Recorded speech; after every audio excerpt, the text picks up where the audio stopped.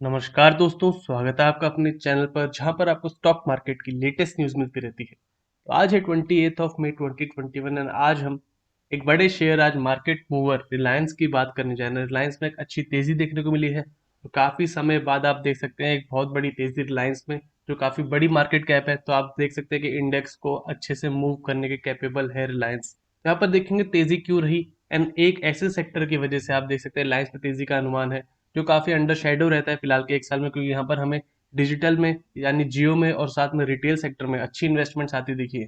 पर इस बार petrochemical sector में कुछ चेंजेस हो रहे हैं, जिसके कारण आप देख सकते हैं कुछ रिवैल्यूएशंस हुए हैं। एक बड़ी रेटिंग एजेंसीज की तरफ से रिलायंस के लिए अच्छे बड़े टारगेट्स दिए जा रहे हैं, तो असेसमेंट करेंगे और साथ में देखेंगे FY22 का आउटलुक क्या होगा एंड इंपॉर्टेंट लेवल्स क्या है चार्ट पर। वीडियो शुरू करने से पहले मैं बोलना चाहूंगा, जो लोग चैनल पर नए हैं वो सब्सक्राइब कर लें, ताकि आपको स्टॉक मार्केट की लेटेस्ट न्यूज़ एंड एनालिसिस मिलता रहे। अभी प्रेजेंट टाइम में रिलायंस इंडस्ट्रीज लगभग 2100 के आसपास चल रहा है। 121 पॉइंट की तेजी अब तक आ चुकी है। मार्केट क्लोजिंग से थोड़ी देर पहले ही 6% ऊपर आज दिखाई दे रहा है रिलायंस इंडस्ट्रीज। तो आप जानते हैं इतनी बड़ी मूव रिलायंस इंडस्ट्रीज कभी कभी देता है, और वहां पर इतनी बड़ी मूव के साथ पूरे इंडेक्स का दिन बना सकता है, वहां पर ट्रेंड सेट कर सकता है। 6 मंथ्स की बात करें तो यहाँ पर आप देख सकते हैं एक तरीके का हाई बनाने के बाद रिलायंस में अच्छी करेक्शन जा रही थी काफी समय से। पहले प्राइस करेक्शन हुई, उसके बाद टाइम वाइज करेक्शन देख सकते हैं लगभग रिलायंस से सितंबर में ही, जब मार्केट में मेन रैली शुरू भी नहीं हुई थी नए हाइस की तरफ, तभी एक हाई बना लिया था। और वहां से आप देखिए थोड़ा करेक्शन हुआ, रिलायंस से पैसा निकल के बाकी जगह गया और साथ में इकोनॉमिक रिकवरी भी हुई, जिससे बाकी सेक्टर्स में भी तेजी आई। फिर यूएस इलेक्शंस थे, वहां से आप देखिए एक अच्छी खासी करेक्शन, अगर हम सितंबर से बात करें लगभग 6 से 7 महीने की एक साइन वाइज करेक्शन कर चुका है। साथ में प्राइस वाइज आप देखें तो देखिए ज्यादा करेक्शन नहीं हुआ है, क्योंकि मूव अगर देखें हम पहले की, तो रिलायंस लगभग 1000 से 2400 तक पहुंच गया था। तो वहां पर लगभग 15 से 20% की एक करेक्शन हुई है। टाइम वाइज करेक्शन ज्यादा हुई है। हालांकि ऐसी जो तेजी है वो हमें पहले भी देखने को मिल चुकी है, पर इस बार दोबारा से आप देख सकते हैं एक तरीके का अलग सेंटीमेंट है, क्योंकि आज टाइमिंग बहुत अच्छी है। तेजी की टाइमिंग क्यों अच्छी है, तो उसके लिए आप निफ्टी को देख सकते हैं। तो यहाँ पर आप देखिए निफ्टी ऑल टाइम हाई पर चल रहा है, और वहां पर इसी दिन रिलायंस इंडस्ट्रीज ने भी ब्रेक आउट किया है। तो हाल ही में पिछले 6 महीने में काफी बार रिलायंस में तेजी आई, पर उस समय आप देखिए निफ्टी काफी चौपी था। निफ्टी अपने हाई लेवल लगभग 15,400 के आसपास से 14,100 तक के लोज बना चुका है। तो अच्छी खासी करेक्शन 8 से 10% की आ चुकी थी, पर अब रिलायंस में तेजी आई है और साथ में निफ्टी भी ऑल टाइम हाई पर है। तो यहाँ पर अब सेंटीमेंट अलग है फिलहाल तेजी का। तो अगर रिलायंस के आज का ट्रेड देखें तो आप देखिए फिलहाल अब तक रिलायंस में 2 करोड़ के आसपास शेयर ट्रेड हो चुके हैं, और 38-39% के में अच्छी खासी डिलीवरी दिखाई दे रही है लगभग 74 लाख शेयर की प्रेजेंट टाइम में। तो ये नंबर चेंज होगा मार्केट क्लोजिंग तक। तो चलिए देखते हैं फिलहाल लेटेस्ट खबर क्या आ रही है पेट्रोकेमिकल सेक्टर से। तो आप देख रहे हैं रिलायंस इंडस्ट्री स्टॉक सर्जिस अबाउट 6%, हम देख चुके हैं तेजी 6% से ऊपर है, एमिड एक्सपेक्टेशंस ऑफ पेट्रोकेम प्रॉफिट्स। तो यहाँ पर पेट्रोकेमिकल सेक्टर से अच्छी एक्सपेक्टेशंस अभी उभर कर आ रही हैं, जो चेंजेस हो रहे हैं रॉ मटेरियल में। तो आप देखिए जो प्रॉफिटेबिलिटी है पेट्रोकेमिकल सेगमेंट में, वो इम्प्रूव हो सकती है जब से पॉलीमर स्प्रेड डेकेड हाई पर है। तो पिछले 10 साल में पॉलीमर के जो स्प्रेड्स हैं, जो ऑयल एंड पेट्रोलियम गैस में पॉलीमर्स काम आते हैं एक्सट्रैक्शन में, वहां पर स्प्रेड्स आप देखिए काफी ज्यादा है, जिससे रिलायंस के अगर आप प्रॉफिटेबिलिटी देखें या मार्जिन देखिए पेट्रोकेमिकल सेक्टर में, वो इम्प्रूव हो सकता है। और साथ में बाकी सेक्टर्स तो हम देख रहे हैं, डिजिटल एंड रिटेल सेक्टर फिलहाल रिवाइव थोड़े कर चुके हैं Q4 के जब रिजल्ट्स आए थे। जेफरीज इंडिया की रिपोर्ट के अनुसार आप देखिए polymer spreads are at decade high on strong downstream demand. तो डाउनस्ट्रीम डिमांड अच्छी है पॉलीमर्स की, जिसके कारण आप देखिए स्प्रेड्स काफी ज्यादा है। और डिमांड किन सेक्टर से आ रही है आप देखिए, automobiles, durables, consumer goods, medical supplies and packaging. तो इन सभी सेक्टर से पॉलीमर की आप देखिए डाउनस्ट्रीम डिमांड है, डाउनस्ट्रीम इंडस्ट्रीज से स्प्रेड्स इंक्रीज हो गए हैं इनके। तो रिलायंस का पेट्रोकेम पोर्टफोलियो आप देखें लगभग जेफरीज के एस्टीमेट से, क्योंकि आप जानते हैं रेटिंग एजेंसी एस्टीमेट लगाती है अपने मैथमेटिकल मॉडल से, अपने इकोनॉमिक मॉडल से, कि क्या कंपनी के प्रॉफिट रह सकते हैं आने वाले कुछ समय में, क्वार्टर्स में, आने वाले ईयर्स में। तो यहाँ पर उनका जो एस्टीमेट है उसमें पेट्रोकेमिकल सेक्टर में वहां पर 30% अहेड ट्रैक कर रहा है, और पेट्रोकेमिकल एबिटडा लगभग 50% अहेड हो सकता है जेफरी के एस्टीमेट से, अगर जो करंट स्पेड्स हैं वो FY22 में कंटिन्यू दिखाई दी। और साथ में इंपॉर्टेंट खबर बताई गई कंसोलिडेटेड एबिटडा, यानी earning before interest tax depreciation amortisation से पहले, यहाँ पर जो एबिटडा है वो लगभग 14% तक ड्राइव हो सकता है अपसाइड में, अगर ये नंबर सस्टेन रहे FY22 में। तो पेट्रोकेमिकल सेक्टर इस साल का गेम चेंजर रह सकता है, और यहाँ पर जो एस्टिमेट्स थे उनसे अच्छे रिजल्ट्स आ सकते हैं। पर शर्त भी इन्होंने बताई है कि जो फिलहाल पेट्रोकेमिकल सेक्टर में पॉलीमर स्प्रेड है वो इसी रेट पर मेंटेन रहनी चाहिए, और डिमांड जो इन सेक्टर से है मेंटेनेंस जरूरी है। तो ये दो फैक्टर्स काम करेंगे पेट्रोकेमिकल सेक्टर के एबिटा पर। और साथ में आप देखिए सस्टेन्ड स्ट्रॉन्ग परफॉर्मेंस, क्योंकि यहाँ पर सस्टेनेबल स्ट्रॉन्ग परफॉर्मेंस है रिलायंस की ऑयल टू केमिकल सेक्टर में, जिसकी वजह से ये रिपोर्ट और आप देखते हैं पॉजिटिव सेंटीमेंट में आ जाती है। ब्रोकरेज ने अभी टारगेट दिया है, फिलहाल बाय रेटिंग का दिया है। यहाँ पर आप देखिए स्टॉक में इंक्रीज कर दिया अपना टारगेट प्राइस 30% से 2580 शेयर। तो आज के प्राइस से भी आप देखिए लगभग 20% ऊपर है। जो लोज बनाया था अभी गिरावट में 1800 से, वहां से काफी ज्यादा ऊपर है, 30 से 35% ऊपर। तो आप जानते हैं रिलायंस अगर 2580 है तो उसका डायरेक्ट इम्पैक्ट निफ्टी पर होगा, और निफ्टी अब ऑल टाइम हाई पर है।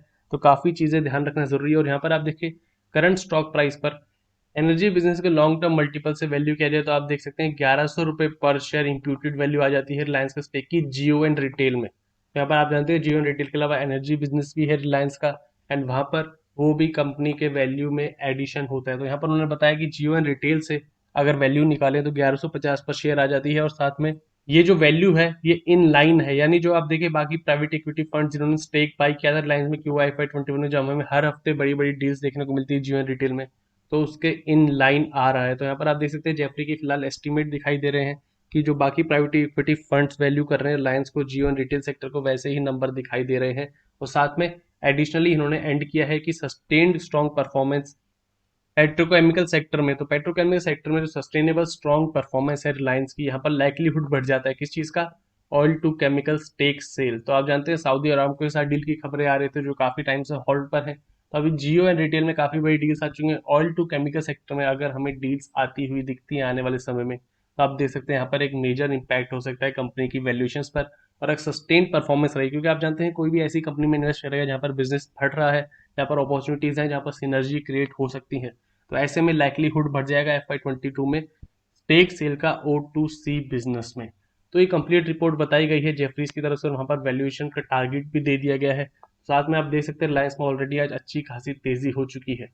Digital service and retail sector की भी बात करें तो आप देखिए जियो में लगभग 426 मिलियन 42.6 करोड़ के आसपास का कस्टमर बेस है, जहां पर क्रॉस एडिशन 3 करोड़ 10 लाख के आसपास होता है, और नेट एडिशन 1 करोड़ 50 लाख के ऊपर हुआ था Q4 FY21 में। ARPU 138 रुपीज था, और FY21 Q4 में एबिटडा आप देखिए 8573 करोड़ का था, जो 36% अप है ईयर ऑन ईयर ही। तो एक साल में इतना बड़ा इंक्रीज, और साथ में एबिटडा मार्जिन 46.9% पर थे।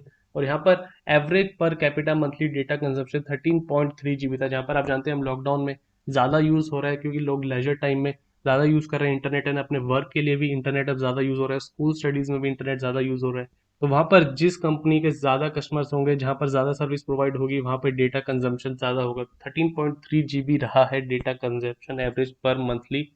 रिटेल सेक्टर में आप देखिए एबिटडा आप अगर देखें तो 3623 करोड़ रहा था, 41% ईयर ऑन ईयर रहा था। स्ट्रॉन्ग रेवेन्यूज और साथ में कॉस्ट मैनेजमेंट की वजह से सपोर्ट हुआ।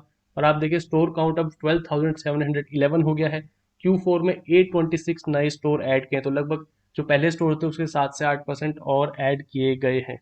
और यहाँ पर आप देखिए न्यू कोविड वेव इम्पैक्ट से बिजनेस थोड़ा एडवर्सली इफेक्ट हुआ था मार्च पर। आप जानते हैं Q1 में तो और थोड़ा इम्पैक्ट हो सकता है, जहाँ पर बड़ी सिटीज लॉकडाउन में है। तो शॉर्ट टर्म में तो आप देखिए ऐसी फ्लक्चुएशन होगी, जब तक लॉन्ग टर्म में कंपनी के रिजल्ट अच्छे हैं तो वहां पर आप देखिए स्टॉक ऊपर ही जाएगा, क्योंकि जहां पर कैश फ्लोज इंप्रूव होंगे, कंपनी का डेप्ट कम होगा, यानी कंपनी की इंटरेस्ट पेमेंट उसके प्रॉफिट्स के आगे कुछ ज्यादा नहीं होगी। और साथ में आप देख सकते हैं कि लॉन्ग टर्म बिजनेस अच्छे हैं, कंपनी की ब्रांड वैल्यू अच्छी है, तो यहाँ पर स्टॉक आपको ऊपर ही ज्यादा दिखेगा लॉन्ग टर्म में।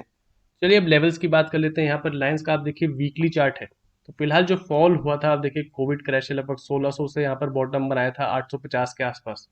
तो रिलायंस ने एक ही मूव में लगभग 2 टाइम्स उस मूव का रिट्रेस कर दिया था। देख सकते हैं आप 2 टाइम्स रिलायंस रिट्रेस कर चुका था, और वहां से फिर करेक्शन आई 1.272 के आसपास तक के लेवल तक। तो यहाँ से भी आप देखिए अगर आप ये मूव लेंगे तो उसका लगभग हमें 70 to 75% एक तरीके से ट्रेस होता दिख चुका है। एंड अब यहाँ से एक से दो बार लाइन से रैली देनी शुरू हुई है, जहां पर वीकली फ्रेम पर 50 वीक EMA एक सपोर्ट ले रहा है। तो लॉन्ग टर्म जो टाइम है वहां पर आप देख सकते हैं कि 50 वीक का EMA एक सपोर्ट दे रहा है पिछले 2 से 3 बार, जहां पर अच्छे से टेस्ट होकर अब तेजी बढ़ी है, और 21 वीक EMA को भी ऊपर ब्रेक कर चुका है। रिलायंस 1.618 लेवल ब्रेक हो चुका है पिछली गिरावट का। एंड इंटरेस्टिंगली आप देखिए जो 2.272 लेवल है वो एग्जैक्टली वहीं आता है जो जेफरीज का टारगेट है, लगभग 2560-70 के आसपास। उनका टारगेट भी 2580 के आसपास है, तो प्लस माइनस 10-20 होता है, पर आप देखिए लगभग वहीं आता है। तो रिलायंस ने अगर अपने प्रीवियस जो रेजिस्टेंसेज हैं ब्रेक किए 2200 2230 2250 इनके आसपास, तो फिर ये मूव कंटिन्यू हो सकता है। पर आप इकोनॉमिक फैक्टर का भी ध्यान देखिए, कल हमने वीडियो बनाई थी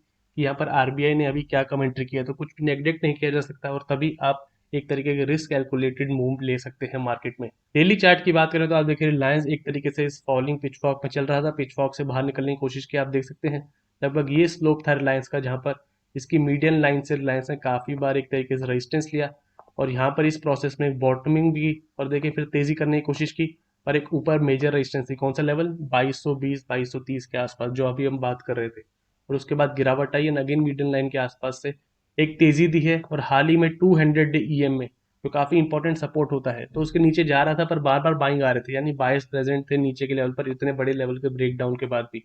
और अब रिलायंस एक बड़ी कैंडल एंड हाई वॉल्यूम्स के साथ ये लेवल ब्रेक कर दिया है जो इंपॉर्टेंट पिचवॉक का लेवल था और अब 2100 के आसपास दिखाई दे रहा है। तो नीचे अब रिलायंस का बेस बन चुका है, लगभग 1850 से 1880 के बीच में, रेंज के बीच में एक बेस बन चुका है। और अब ऊपर आप देखिए फिलहाल एक रेजिस्टेंस प्रेजेंट है 2210 2220 के आसपास, तो आप राउंड नंबर 2200 के आसपास पकड़कर चल सकते हैं। यहाँ पर रिलायंस ने आज अगर क्लोजिंग 2100 के ऊपर कर दी, साथ में इंडेक्स क्रैकडाउन नहीं होता है आगे कोई न्यूज की वजह से, ग्लोबल सेंटीमेंट की वजह से, तो रिलायंस धीरे धीरे इस लेवल तक जा सकते हैं। लॉन्ग टर्म टारगेट आप देख चुके हैं, जेफरीज ने अच्छा खासा एक ऊपर का टारगेट दे दिया है, 2580 काफी ऊपर टारगेट है, साथ में मार्केट कैपिटलाइजेशन ज्यादा है रिलायंस की, तो समय लग सकता है वो लेवल आने के लिए। ऐसा नहीं होगा कि रोज रिलायंस ऐसी बड़ी मूव देगा, यहाँ पर बड़ी मूव, हाईली वोलेटाइल मूव काफी कम होती है और उसके बाद आप देखिए काफी समय धीरे धीरे रिलायंस ऊपर की तरफ बढ़ेगा अगर नीचे के लेवल्स ब्रेक नहीं हुए, तो इन लेवल्स को आप ध्यान रखिए। एंड नेक्स्ट टारगेट रिलायंस का हो जाता है 2200 के आसपास शॉर्ट टर्म में, एंड लॉन्ग टर्म की बात हम ऑलरेडी कर चुके हैं, फिलहाल फॉलिंग पिचफॉक से बाहर आ चुका है एंड नीचे जो सपोर्ट है वहां पर अच्छे से टेस्ट हो चुका है, बायर्स हर बार प्रेजेंट होते हैं। लास्ट टाइम भी आप देखिए यहाँ पर हाई वॉल्यूम पर तेजी आई थी, अगर हम डेट देखें 19 मार्च को, लेकिन वहां पर एक फॉलिंग बेरिश ट्रेंड था, तो अब रिलायंस लगभग उसी क्लोजिंग के आसपास है, लगभग 2101 2102 के आसपास, तो इसके ऊपर क्लोजिंग हो सकती है, तो आप देखिए काफी स्ट्रॉन्ग क्लोजिंग मानी जाएगी। तो ये थी दोस्तों रिलायंस इंडस्ट्रीज से related latest news and analysis. Video पसंद आए तो लाइक कीजिए और ऐसी और वीडियोस के लिए चैनल को सब्सक्राइब कीजिए।